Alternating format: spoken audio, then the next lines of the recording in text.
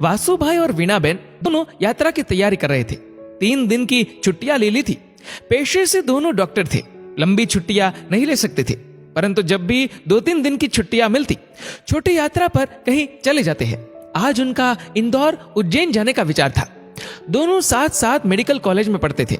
वहीं पर प्रेम अंकुरित हुआ और बढ़ते बढ़ते वृक्ष बना। दोनों ने परिवार की स्वीकृति से विवाह किया। 2 साल हो गए, संतान कोई थी नहीं, इसलिए यात्रा का आनंद लेते रहते थे। विवाह के बाद दोनों ने अपना निजी अस्पताल खोलने का फैसला किया। बैंक से लोन लिया। वीणाबेन स्त्री रोग विशेषज्ञ और वासु भाई डॉक्टर ऑफ मेडिसिन थे, इसलिए दोनों की कुशलता के कारण अस्पताल अच्छा चल निकला था। आज इंदौर जाने का कार्यक्रम बनाया था। जब मेडिकल कॉलेज में पढ़ते थे, वासु भाई ने इंदौर के बारे में बहुत सुना था। नई नई वस्तु है, खाने के शौकीन थे। इंदौर के सराफा बाजार और 56 दुकान पर मिलने वाली मिठाइयां, नमकीन के बारे में भी सुना था। साथ ही साथ महाकाल के दर्शन करने की इच्छा थी, इसलिए उन्होंने इस बार इंदौर उज्जैन की यात्रा करने का विचार किया था। यात्रा पर रवाना हुए। आकाश में बादल घुमड़ रहे थे। मध्य प्रदेश की सीमा लगभग 200 किलोमीटर दूर थी। बारिश होने लगी थी। मध्य प्रदेश सीमा से 40 किलोमीटर पहले छोटा शहर पार करने में समय लगा। कीचड़ और भारी यातायात में बड़ी कठिनाई से दोनों ने रास्ता पार किया। भोजन तो मध्य प्रदेश में जाकर करने का विचार था, परंतु चाय का समय हो गया था। उस छोटे से शहर से 4-5 किलोमीटर आगे निकले। सड़क के किनारे एक छोटा सा मकान दिखाई दिया, जिसके आगे वेफर्स के पैकेट लटक रहे थे। उन्होंने विचार किया कि यह कोई होटल है। वासु भाई ने वहां पर गाड़ी रोकी। दुकान पर गए, कोई नहीं था। आवाज लगाई। अंदर से एक महिला निकल करके आई। उसने पूछा, क्या चाहिए भाई? वासु भाई ने 2 पैकेट वेफर्स के लिए और कहा, बहन 2 कप चाय बना देना, थोड़ी जल्दी बना देना, हमको बहुत दूर जाना है। पैकेट लेकर के गाड़ी में गए। वीणाबेन और दोनों ने पैकेट के वेफर्स का नाश्ता किया। चाय अभी तक नहीं आई थी। दोनों निकल करके दुकान में रखी हुई कुर्सियों पर बैठे। वासु भाई ने फिर आवाज लगाई। थोड़ी देर में वह महिला अंदर से आई। बोले, भाई बाड़े में तुलसी लेने गई थी, तुलसी के पत्ते लेने में देर हो गई, अब चाय बन रही है।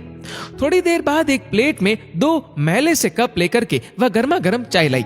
मैले कप को देखकर वासु भाई एकदम से अपसेट हो गए और कुछ बोलना चाहते थे, परंतु वीणाबेन ने हाथ पकड़कर उनको रोक दिया। चाय के कप उठाए, उसमें से अदरक और तुलसी की सुगंध निकल रही थी। दोनों ने चाय का एक सिप लिया। ऐसी स्वादिष्ट और सुगंधित चाय जीवन में पहली बार उन्होंने पी। उनके मन की हिचकिचाहट दूर हो गई। उन्होंने महिला को चाय पीने के बाद पूछा, कितने पैसे? महिला ने कहा, 20 रुपए। वासु भाई ने 100 का नोट दिया। महिला ने कहा कि भाई छुट्टा नहीं है, 20 छुट्टा दे दो। वासु भाई ने 20 रुपए का नोट दिया। महिला ने 100 का नोट वापस किया। वासु भाई ने कहा कि हमने तो वेफर्स के पैकेट भी लिए हैं। महिला बोली, ये पैसे उसी के हैं, चाय के पैसे नहीं लिए। अरे, चाय के पैसे क्यों नहीं लिए?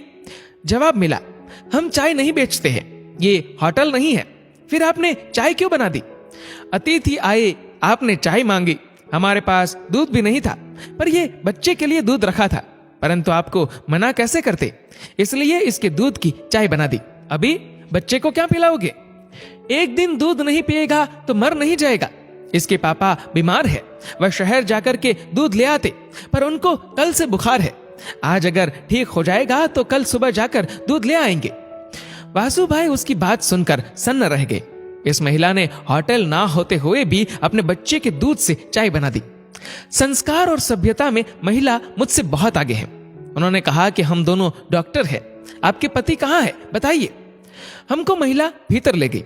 अंदर गरीबी पसरी हुई थी। एक खटिया पर सज्जन सोए हुए थे, बहुत दुबले पतले थे। वासु भाई ने जाकर उनका मस्तक संभाला। माथा और हाथ गर्म हो रहे थे और कांप रहे थे। वासु भाई वापस गाड़ी में गए। दवाई का अपना बैग लेकर के आए। उनको 2-3 टेबलेट निकाल कर दी, खिलाई।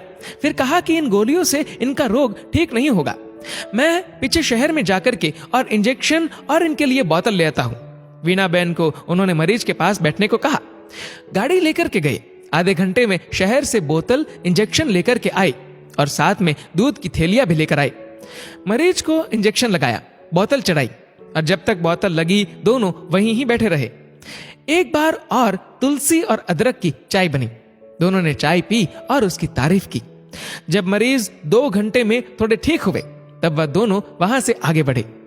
3 दिन इंदौर उज्जैन में रहकर जब लौटे तो उनके बच्चे के लिए बहुत सारे खिलौने और दूध की थैली लेकर के आए। वापस उस दुकान के सामने रुके, महिला को आवाज लगाई तो दोनों बाहर निकलकर उनको देखकर बहुत खुश हो गए। उन्होंने कहा कि आपकी दवाई से दूसरे दिन ही बिल्कुल स्वस्थ हो गया। वासु भाई ने बच्चे को खिलौने दिए, दूध के पैकेट दिए, फिर से चाय बनी, बातचीत हुई, अपनापन स्थापित हुआ। वासु भाई ने अपना एड्रेस कार्ड देकर कहा जब भी आओ जरूर मिले, और दोनों वहां से अपने शहर की ओर लौट गए। शहर पहुंचकर वासु भाई ने उस महिला की बात याद रखी, फिर एक फैसला किया।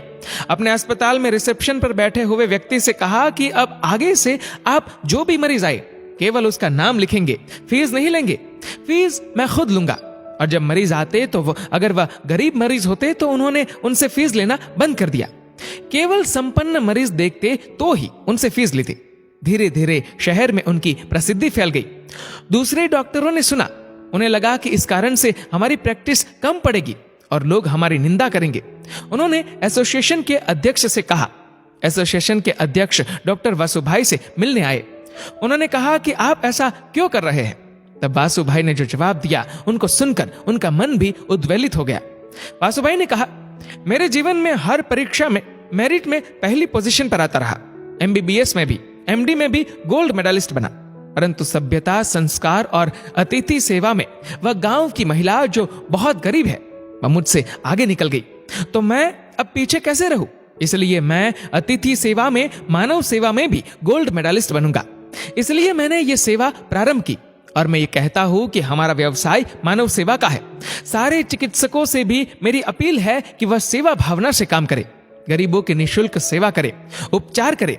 यह व्यवसाय धन कमाने का नहीं, परमात्मा ने मानव सेवा का अवसर प्रदान किया है।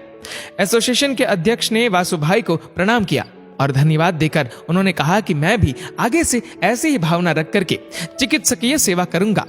दोस्तों, इस वीडियो को लेकर आपकी क्या राय है नीचे कमेंट करके जरूर बताएगा। और अगर आपको वीडियो अच्छा लगा हो तो इस वीडियो को लाइक करेगा, शेयर करेगा ज्यादा से ज्यादा लोगों तक, और ऐसे ही और भी इंस्पिरेशनल वीडियोस के लिए सब्सक्राइब करें हमारे यूट्यूब चैनल को और फेसबुक पर फॉलो करें हमारे पेज को। धन्यवाद।